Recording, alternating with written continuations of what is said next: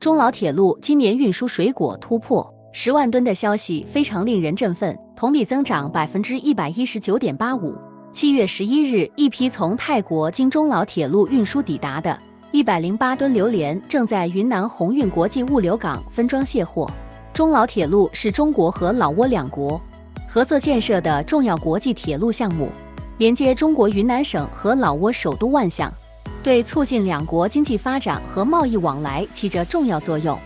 运输水果是中老铁路运输的一项重要业务之一，水果的运输量突破10万吨，显示了中老铁路在促进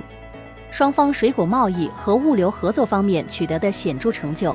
这一成就不仅体现了中老铁路在跨境货运领域的优势和潜力，也为两国间的经济合作和贸易往来注入了新的活力。水果运输的增加不仅有助于满足市场对水果的需求，还促进了农产品贸易的发展和水果产业的繁荣。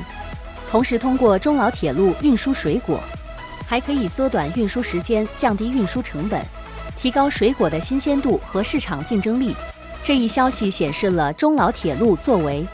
重要的国际物流通道的潜力和效益，也为中老两国在基础设施建设和经济合作